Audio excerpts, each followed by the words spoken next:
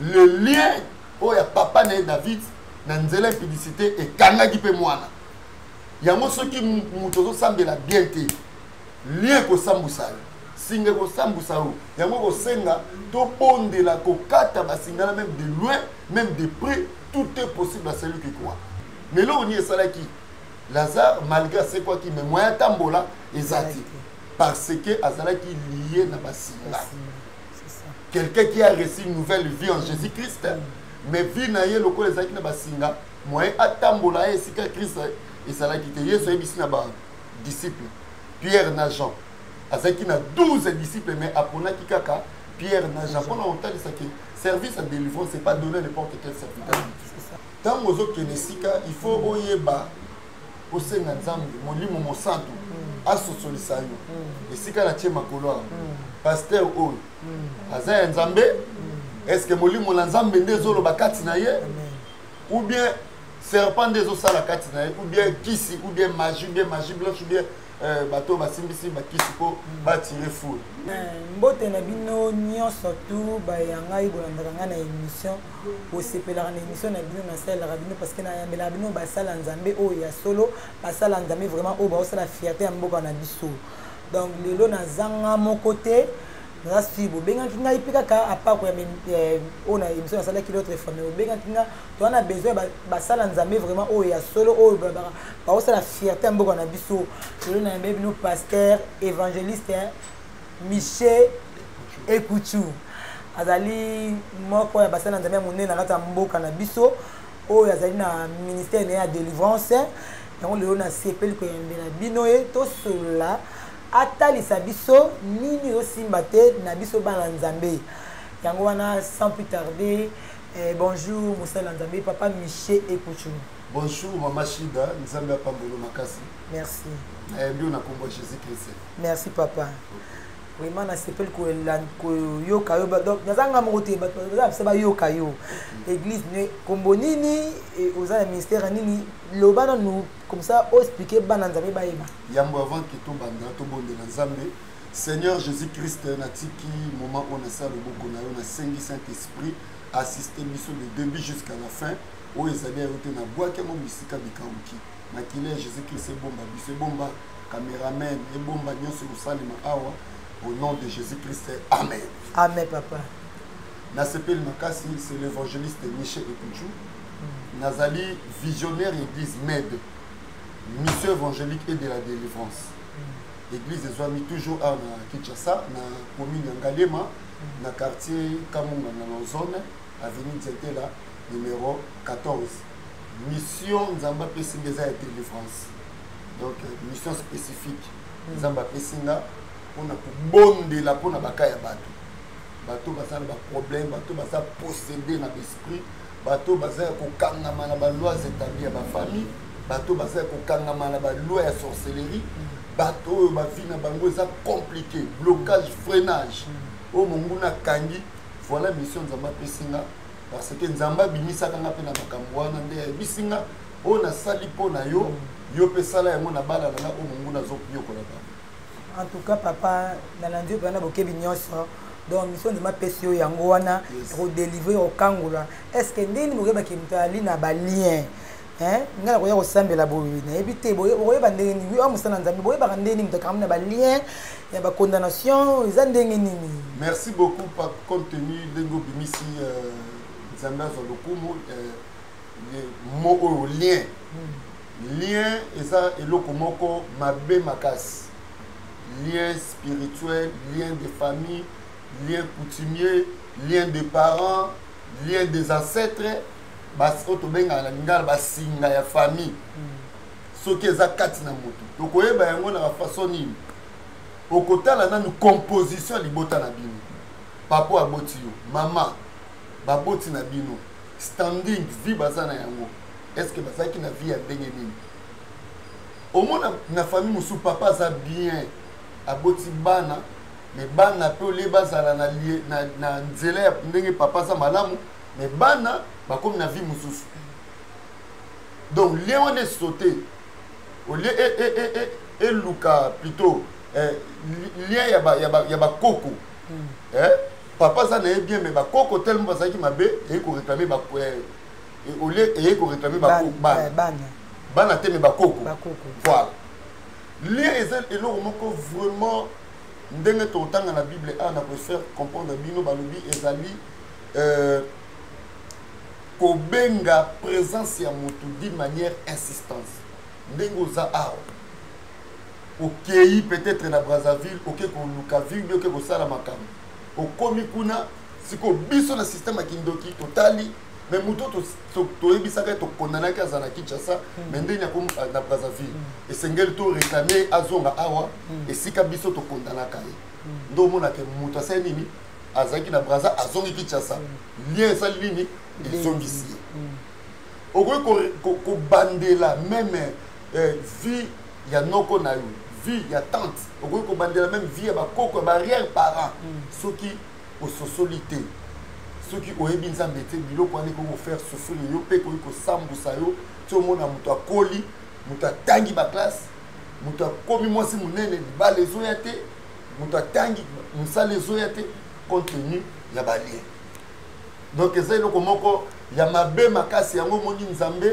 ayebisaki nga bana na ye pour ke bakende liboso même na vie chrétienne soki oza na balien bookende liboso eza ti donc pasteur c'est que balien ils réclamera bato la réclamation lien réclamera bato donc réclamera mutu donc na ndenge ya mabe makasi na ndenge ya mabe même soki totangi na Bible na Jean chapitre 11 verset 44 oui bien histoire ya Lazare Bible le dit bien dans Jean 11 verset 44 donc quand toujours talisa bana na nzambe sur les liens spirituels Lazare azaki ami à Jésus-Christ vous comprenez donc même ici Yesu que Lazare azombela Yesu akendaki te mais tant où Lazare akufi Jésus-Christ a lui bo memangesi ka bakonzi Jésus akomaki liboso tomba Lazare asalaki miracle Lazare asaki ni alamukaki directement Lazare a recevoir une nouvelle vie en Jésus-Christ.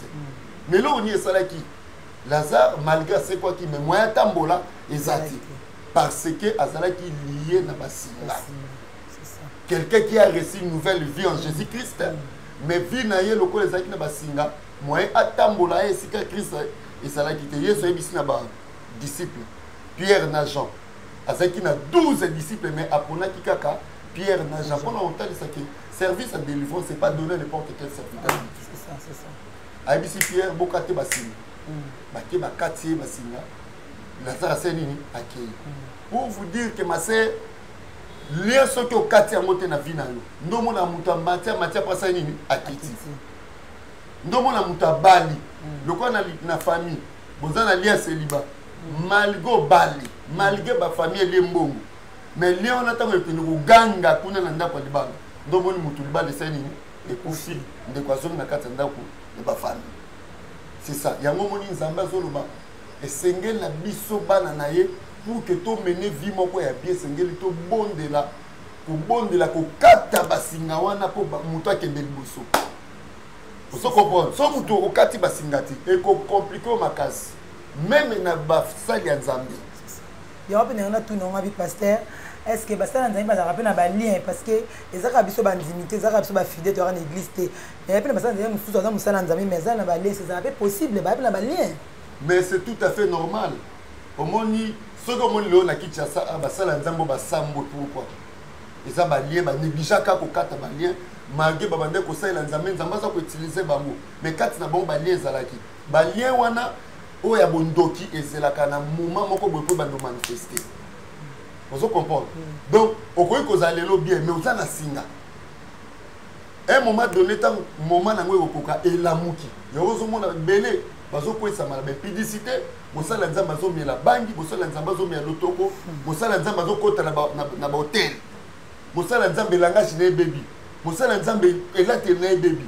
Mosala nzambe vie na ezali sous bien te parce que lien ne batamaki et bande cause la moment moko porter ça nini et se manifester yango zomona et belé ba koti na kati ba trouble vie ya mabe compte tenu ba zwaki temps ya kosenga na délivrance ba lien ti ato yebi yango te me bato nzambe pesi bango ngolu ya ko détecter biloko wana ndé ba kuta na émission o baza béni mais pasteur bana nzambe mingi na bato mosusu basambelaka pe te baya ba non croyant babandi komona bino bapasteur bokomi neti baaventurier bapasteur ebele ekomi kaka oza na ministère ya délivrance oui bazoka bango mateya mais biba oyo baaventurier bokoma kaka mbongo po moto aya aleka na délivrance il faut peut-être que apesa mbongo bapasteur bosambwisi donc bapasteur ebele bosambwisi bapasteur mosusu bokomi na yo moko ozolo bango bokomi na baimpudicité komela masanga okota baboite eza nini biso bato basambelaka te banon croyant wana vraiment comment bakoya même so te oparli makambo balien o balien eza bo eza lien mais ntango yozo te yanga makambo balien nazoyoka mais fi nake quelque part namoni pasteur wana azomela ne masanga peut-être aza na eko bazokoyesama akosala vie oyo ezolongo bana te vraiment est-ce que vraiment yango eza modèle bana nzambe bamote bangolemba na bango. Mais il y a mes amis, même la Bible, dans autant de ceux qui y a des serviteurs de Dieu, on va s'appeler un homme de Dieu comme David, où est-ce qu'il m'a posé Nzambe pour nous répondre. Nathalie, c'est bon appeler son réponse. David est un oint de Dieu.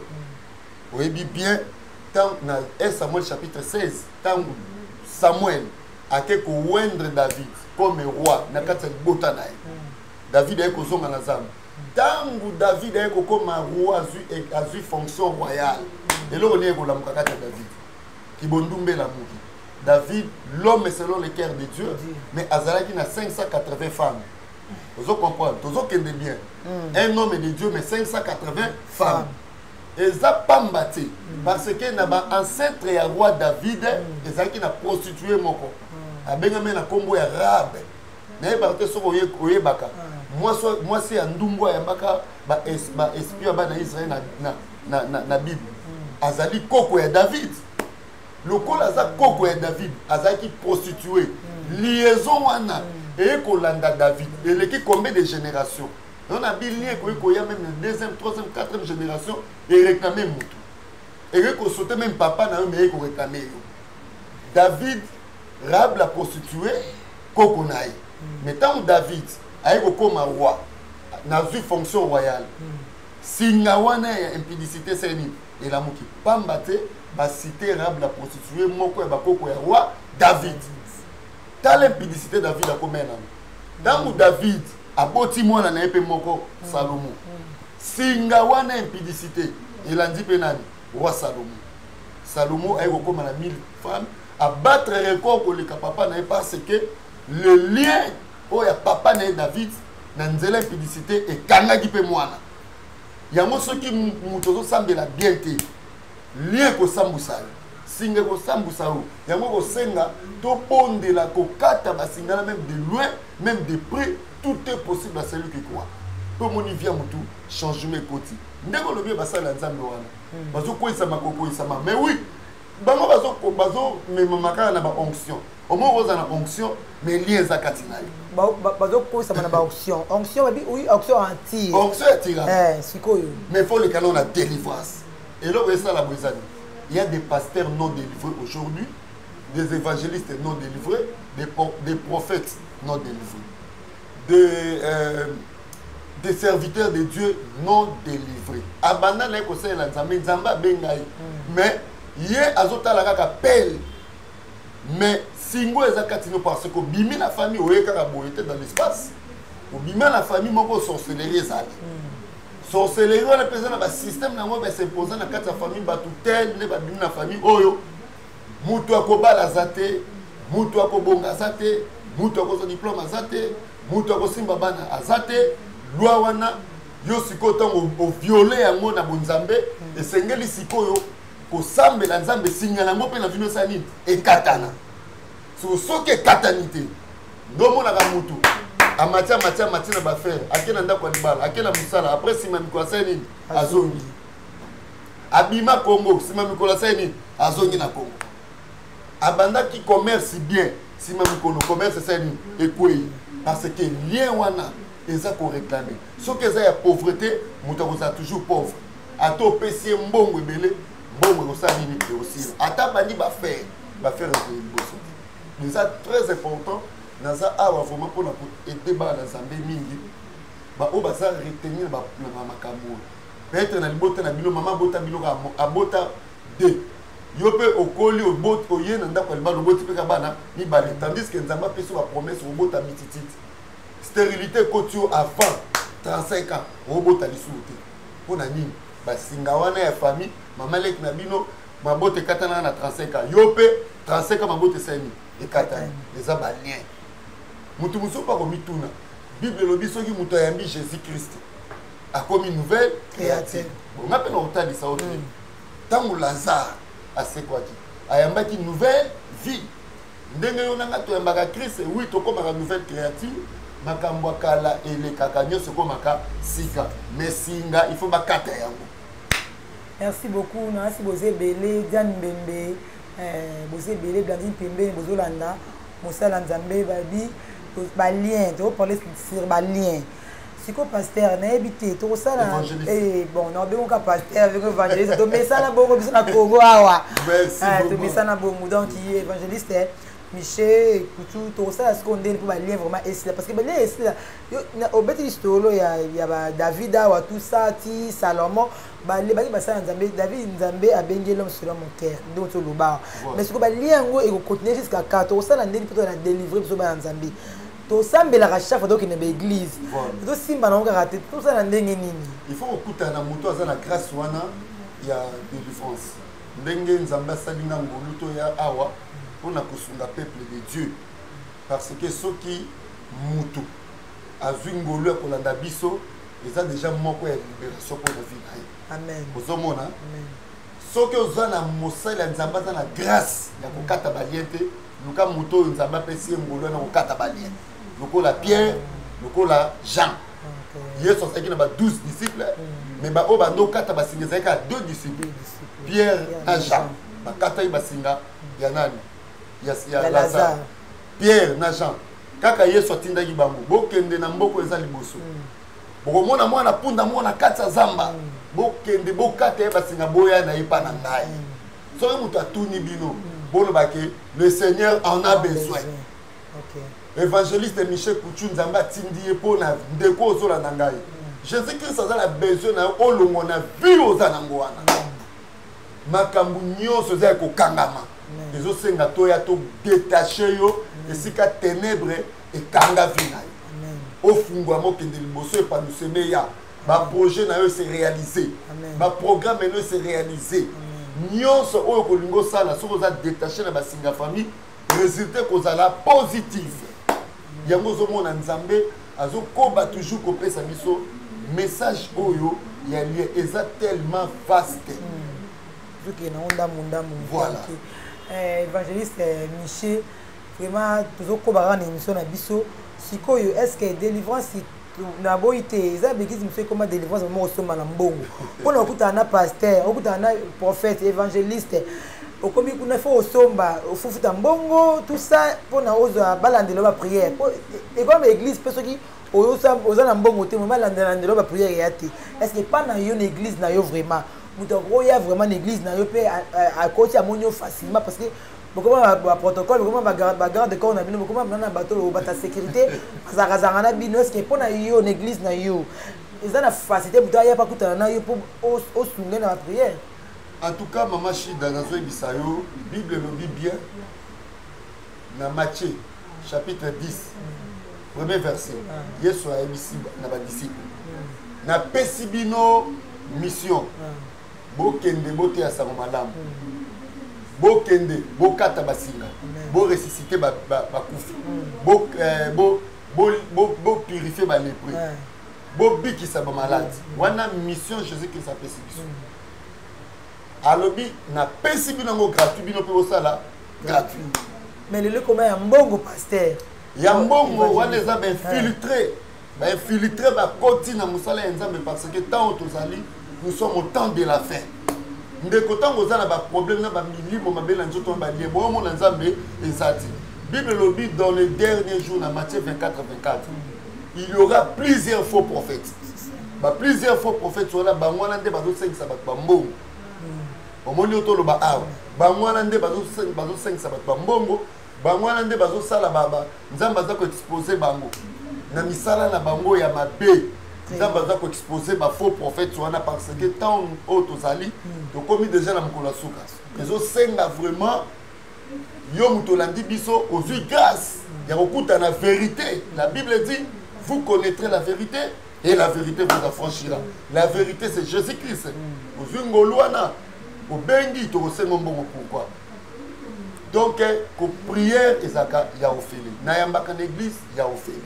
Oui, mais est-ce que va jour na va jour ni pasteur? Ngai na yambaka bon na téléphone nga naza disponible. Ah oui, c'est ça. Mais na église nga nazaka disponible chaque mardi, chaque jeudi et puis chaque dimanche. Donc ba moment na ndenga na yambaka vraiment moto aye abengi tokoyambe calmement na poser nga kana e problème na ye na bondeli nzambe ko na ye pa moni miracle ça. Yo moko zomona ba témoignage. Nazomona ba témoignage za tellement ebelé. Vraiment bande on ngai bozala branché scotché. Vraiment bozala bosa abonner massivement na chaîne na bino vidéo exposant TV bolanda makambo o ezali vraiment pasteur évangéliste Michel Ekutu azoloba. Ba question zali yanga bazobenga tellement ebelé même na téléphone nga. Ba message ebelé parce que numéro na nga pezali wana ye pe opesa numéro na yo évangéliste siko question na nga mususu yo sala biso pasi biso bana nzambe to sambela na ba non croyant o comme na église mususu comme na ba cop délivrance mo boye basi ba pesi mutu mo bon pas de délivrance mais mutu zo mambisi na nzoto nini na ebite conseil yo kopesa makambo wana bana nzambe bazo banga na bango kaka makambo oyo eza nini évangéliste problème ezana esenge na bana nzambe baza en esprit discernement. Tant que vous il faut oyeba osenga nzambe molimo mosantu asosolisa yo esika na tie makolo pasteur oyo aza ya nzambe est-ce que molimo na nzambe nde ezoloba kati na ye ou bien serpent nde ezosala kati na ye ou bien kisi ou bien magie blanche ou bien bato basimbisi bakisi po batire foule. Esprit de discernement est d'abord très important dans temps tout ça dit. Au sosola esprit ni neza ko animer na mosala nzambo. Po ebele ba continue na misala ba continue ba loge. Ba ebele bazo sa mosala nzambo bazo prophétiser na bipota mbwa. Ozo mo ebele ba continue na bakisi na soloka. Ozo mo mosala nzambo zo sa mutu. Somba citron pour prier les yo. Ozoma musala nzambe ba prière moko ça n'existe pas dans la Bible donc bazo sala so biloko wana yeba ke mutu azana kata kindoki yango moni nzamba lobi na temps to nzamba ko sala différence na ba o bazo salela ye pe na ba o bazo salela ye obengi mosala nzamba zo ebisa yo na ndenge mosala lukambu malilala ba geste wana ba papier kalika zo tali so pesa ba poudre biloko to wana ezali banganga ba magicien ba mikotisi na kati évangile bazo na komba Jésus mais na kati bazo présenter kindoki na yango moni na mukola suka nzamba ko exposer ba vraiment ba ndona ba boze belé na kati bazo présenter kindoki na bango ndenge évangéliste Michel Ekutu azoloba na si boza branché bozolanda vraiment bozalama attentive na kolanda émission na bino ya kitoko boy mais évangéliste Ekutu question na musu ya suka te mais OK premier vers la fin question na ngezali boy pasteur na be onka pasteur pour te message ka obenga pasteur eza boy sikoyo nde olobi ke et pas na o délivrance za na ngo gratuit o pesa mbongo te tout ça mais quoi na téléphone pasteur beaucoup ma soki butabengyo ozi protocole na yo ayambi na téléphone quand on a caméra peut-être ya passe banini est-ce que pas na yo za bongo te idée so conseil ali pesa basana nzambe ba conseil po bazapi kana ba lien ndio biki basana ngi basana ba lien ko yamba na téléphone surtout wana nde papa comment obenga mo a passer au protocole papa zate le ko wana non mais en tout cas là on a vu biso na machida ba obo landa biso ba mekano ko benga na so na yambi bango te wani autre. Donc nazotali soki nzamba tie biso pona bango téléphone oyo eza pona koyamba eza privé eza pona ngala ko pesa protocole na ngata nga mutu nyonso ambe eza bato Canada eza bato États-Unis nyonso bato benga na yamba je crois moko moni comme ça bato benga na yamba téléphone mpe na bonde la kapona bakaya bato en tout cas ndeko peut-être azolanda nga za na ba problème yotungize maladie blocage, freinage, makambo za kokanga ma dossier, ba situation zo tambola bien te na vie na yo. la déception et paille maladie mon maladie sucre maladie démoniaque meli kisi na yango solution ezate je vous présente Jésus-Christ de Nazareth le véritable guérisseur on a sali laka atika tombo vite amen yo moko landi témoignage ndeko moi so yaki na cancer ya michopo à quel hôpital ba kangi yango donc to bondeli azongi hôpital esani elimwe mususu pe na Hollande a un problème na motema à quel hôpital bah c'est vraiment motema ne gonflé à lundi biso les missions to bondeli à quel sous-test pour ça la contrôle malade elimwe motema ezongi normal et comme beta normal passe ici jusqu'au jour na osenga bandeko ba obena o bazana besoin na sunga bango il suffit qu'on benga numéro dans les affichés pour que numéro na yo au pesa ngo pe au pesa na suka émission voilà papa loba to ko sunga bango le prière et puis ba ko mona miracle en tout cas ba mona miracle bande ko na ngai